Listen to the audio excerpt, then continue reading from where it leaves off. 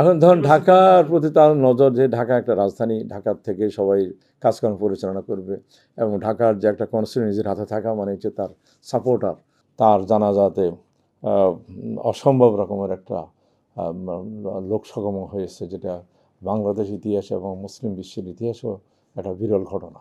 London থেকে তারেক রহমান যখন বক্তব্য দিতেন সেটা মানুষ দেখার জন্য অধীর আগ্রহ নিয়ে বসে থাকতো। খুব বেশি বলতে সমালোচনা দেখাই যায় বলা চলে, কিন্তু এখন যখন বাংলাদেশে এসে বিভিন্ন জায়গায় গিয়ে বক্তব্য দেন তখন কেউ ওনাকে মুফতি বলে ফেলে, কেউ ওনাকে বলে ফেলে যে বিভিন্ন উপশম দিয়ে থাকে আর কি। লন্ডনে কীভাবে বক্তব্য দিত সে তো আর দেখিনি। যদি উনি প্রিপারেশন নিয়ে বক্তব্য দিত, সেটা প্রিপারেশন নিয়ে বক্তব্য ধরেন কাটছাট করা যায়, যা মুখ্য জিনিসটা বলতে পারে। আর যদি গণ বক্তব্য দিতে গেলে অনেক সময় প্রিপারেশন থাকে না, উপস্থিত বক্তব্য দিতে হয়। আর সে সময় হয়তো নানা কারণে হয়তো মুখ ফসকা অনেক কথা হইতে পারে, এবং উনি বর্তমানে কীভাবে দিচ্ছে এই জিনিসটা আমার জানা নেই। তবে আমার কাছে মনে হলো, যেহেতু আরেকটা জিনিস হলো, উনি বহুদিন পরে দেশে এসেছেন, মানুষের এক্সপেকটেশন অনেক হাই, যে জিয়াউর রহমান ইন্তেকাল করছেন, ম্যাডাম খালেদা জিয়া ইন্তেকাল করছেন, এবং তার জানাজাতে অসম্ভব রকমের একটা লোক সমাগম হয়েছে, যেটা বাংলাদেশ ইতিহাস এবং মুসলিম বিশ্বের ইতিহাসও একটা বিরল ঘটনা। তো এখন ওনারা দুজনে আকাশচুম্বী অবস্থায়, পপুলারি অবস্থায় ইন্তেকাল করছেন। আর ইনি 17 বছর বিদেশে প্রবাসে থেকে উনি এসছেন, এক্সপেকটেশন ভেরি হাই, যা এই দুই থেকে দূরত্বটা বেশি হলেই তখন এই সমালোচনার ঝড় ওঠে।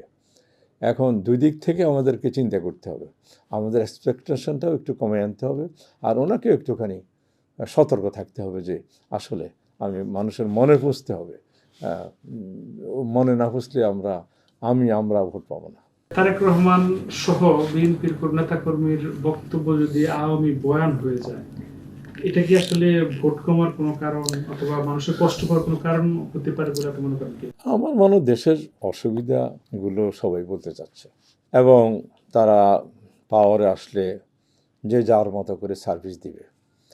ভোট পাওয়ার জন্য কিছু একটা বেশিও বলা হতে থাকে, অনেক সময় মনে করে যে যেটা করতে পারে না সেটাও বলে করে ফেলবে। তো সেটা তো ওনার একটা বক্তব্য শুনছি যে আমাদের যেসব প্ল্যান আছে, সেই প্ল্যানে যদি 30% যদি আমি করতে পারি, তাহলে আমি ইনশাল্লাহ মানুষের সাপোর্ট পাবো।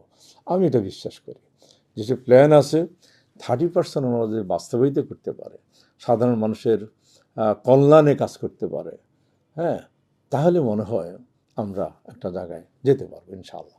আমার কাছে মনে হলো, যদি ডাইরেক্ট কাকে বক্তব্য নমনীয় হওয়া উচিত, এবং তাদের ভবিষ্যৎ পরিকল্পনা করে বলা উচিত, আর ডাইরেক্ট কোনো হিট করা উচিত না আমি মনে করি। তারেক রহমানের আগে পার্থ ছিল, জি, এই বিষয়গুলো আপনি কিভাবে দেখেন যে পার্থকে সরিয়ে তারেক রহমান, পাশাপাশি খালেদুজ্জামান জামাতের পক্ষে? আমি ওনারা কয়েকটা অনুষ্ঠান করছি, যে আমার শরীর অত ভালো নয়, যেতে পারিনি। আমাদের যেখানে একটা জগার সোসাইটি আছে, সেখানেও ওনারা লোক পাঠিয়েছে, অনেক সময় সকালের নাস্তা বানিয়ে খাইয়েছে সবাইকে, সাথে একটু নিজেদের মত বিনিময় করেছে, এবং তাদের আশা আকাঙ্ক্ষা জানিয়েছে, আর তারা কি করতে পারবে সেটাও জানিয়েছে। মোটামুটি বিচ্ছিন্নভাবে নাই, সবাই জনতার সাথে যাচ্ছে, বাড়ি বাড়ি লিফলেট পাঠাচ্ছে। আমার মনে হয় 17 বছর পরে একটা ঘটনা অসম্ভব রকমের আলোচিত জিনিস। ভোট পাওয়ার জন্য সবাই মিটিং মিছিল, বাড়ি বাড়ি খবর দেওয়া, বা যাদের লোকজন আছে তাদের খবর দেওয়া, এটা ভালো। এটা যে বাসায় বসলে যে ভোট পাবে এবং সবাই ক্যান্ডিডেটরা বুঝে ভালো, হ্যাঁ, এলাকা এলাকায় মিটিং করতেছে, বাড়ি বাড়ি খবর যাচ্ছে, হয়তো আরও যত কাছে আসবে তখন হয়তো আরও ব্যতিক্রম ধরে প্রচার প্রচারণা চলবে। এবং মানুষ যাকে পছন্দ করবে, যার কাছে পৌঁছতে পারবে, যারকে দিয়ে তার একটা কাজ হবে, অবশ্যই তাকে মানুষ ভোট দেবে। আচ্ছা, ঢাকা 11-তে নাহিদ, ঢাকা 17-তে তারেক রহমান, ঢাকা 15-তে ডাক্তার শফিকুর রহমান। এটা বলা হচ্ছে যে বাংলাদেশের 3টা দলের প্রধান কিন্তু ঢাকাতে সিরিয়ালে।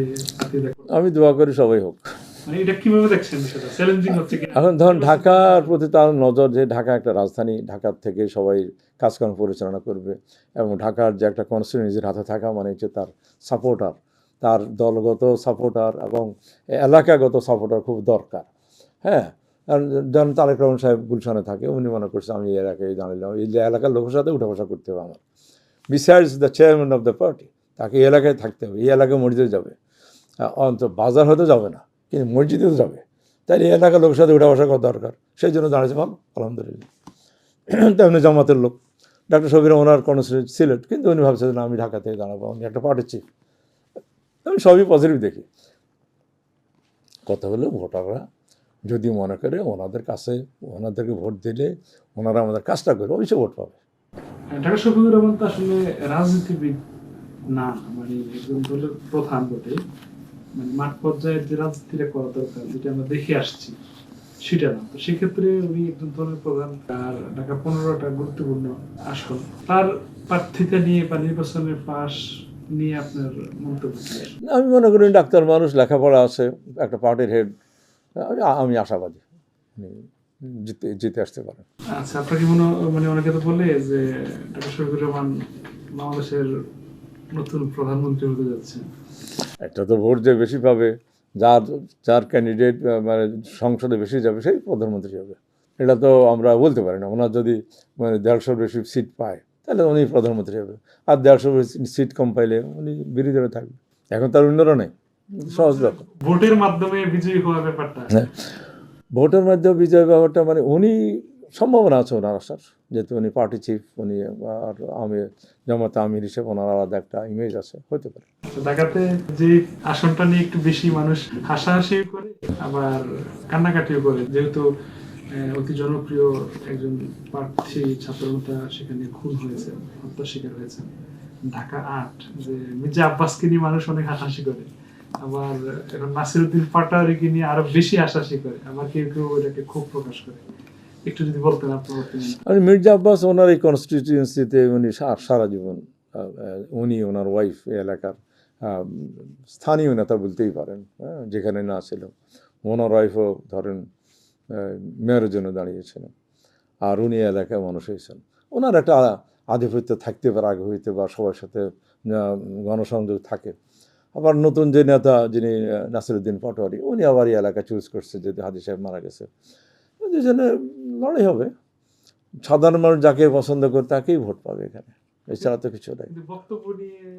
আমি বক্তব্যের ব্যাপারে আমি সবসময় মনে করি যে সংযমী বক্তব্য দেওয়া উচিত, কাউকে পার্সোনাল অ্যাটাক করা উচিত না, সবাইকে সংযমী বক্তব্য দেওয়া উচিত। হ্যাঁ, সংযমী বক্তব্য দিবিলেই, শোনেন কোর্টে কি হয়, কোর্টে বাদীর পক্ষে একটা উকিল, 2-4 জন উকিল থাকে, বিবাদীর পক্ষে 2-4 জন উকিল থাকে।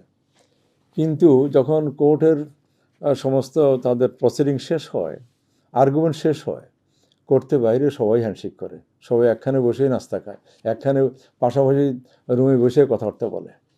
ভোটটাও এমন হওয়া উচিত, একজন বিএনপির নেতা আরেকজন এনসিপির নেতা, তারা তাদের কাজগুলো বলবে, আমরা এটা করবো, আগে এটা করছি, এখন এটা করবো। ওরাও বলতে পারো আমরা বৈষম্য ছাত্র, আমরা এই দেশের জন্য এটা করছি, ভবিষ্যতে আরও করতে পারবো। That should be, that's a fighting attitude.